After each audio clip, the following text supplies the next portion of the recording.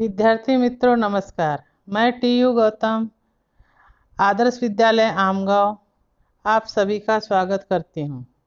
आज हम कक्षा 6वीं की हिंदी बाल भारती की 8वीं कविता इनसे सीखो यह पढ़ेंगे।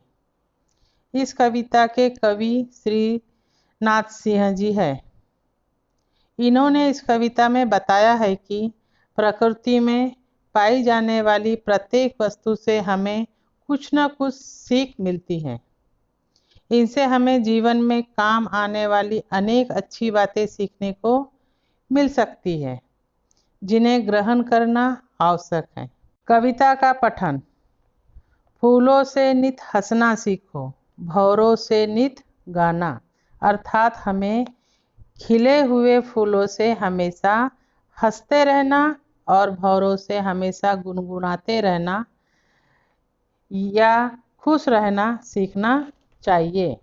फल से लदी डालियों से नित सीखो शीश झुकाना। अर्थात फल वाली डालियां फलों के भार के कारण झुक जाती हैं, अतः फल वाली डालियों से हमें झुककर जीना और कुछ पाने पर हमें नम होकर रहना सीखना चाहिए। अगली पंक्ति है, सीख हवा के झोंकों से लो को भाव बहाना। अर्थात हवा हमें ठंडक प्रदान करती है, अतः हवा के झोंकों से हमें अपनी कोमल भाव करना सीखना चाहिए। दूध और पानी से सीखो मिलना और मिलाना। अर्थात जिस प्रकार दूध और पानी को मिलाने से दोनों एक रूप हो जाते हैं, हमारे संबंध दूध और पानी के मिलन जैसे होने चाहिए। अतः यह गुण हमें दूध और पानी से लेना चाहिए। सूरज की किरणों से सीखो जगना और जगाना। अर्थात प्रातःकाल सूरज की किरणों के साथ हमारी आंखें खुल जाती है, अतः सूरज की किरणों से हमें स्वयं जागृत होना तथा दूसरों को जागृत करना सीखना चाहिए। लता और पेड़ों से सीखो सबको गले लगाना।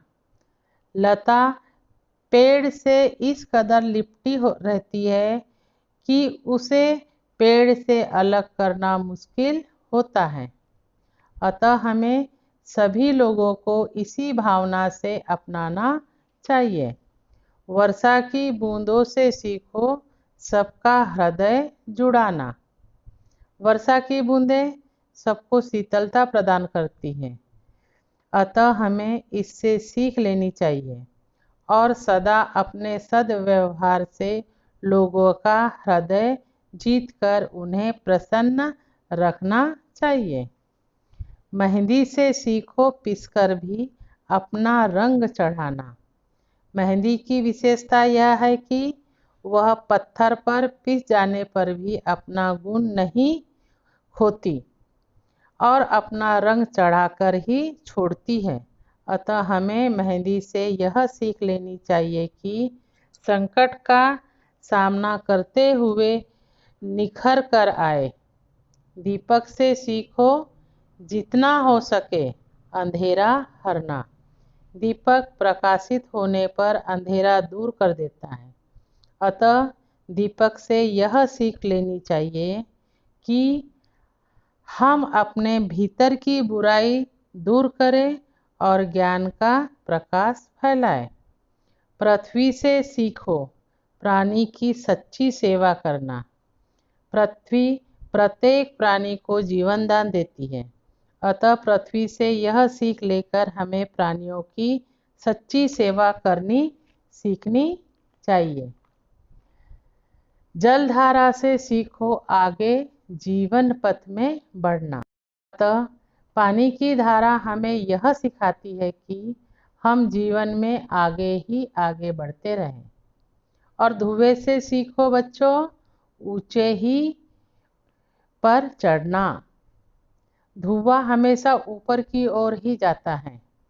बच्चों, इसलिए धुएं से सीख लेकर ऊंचे ही ऊंचे बढ़ते जाओ, अर्थात प्रगति करते रहो।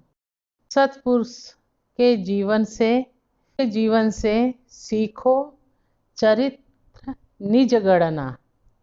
सत्पुरुषों या महापुरुषों का जो जीवन है हमेशा अनुकरणीय होता है, अतः हमें उनसे सीख लेकर अपना जीवन सुधारना चाहिए। अपने गुरु से सीखो बच्चों उत्तम विद्या पढ़ना। बच्चों, गुरु से उत्तम विद्या की प्राप्ति होती है, अतः तुम अपने गुरु से विद्या ज्ञान अर्जन करो। यहाँ यह कविता समाप्त हुई। इस पाठ्य पुस्तक में कविता अंत में स्वाध्याय दिए हैं, उन्हें अपनी नोटबुक में लिखो और उसकी फोटो ग्रुप में भेजो और यह कविता कंठस्थ करो। धन्यवाद।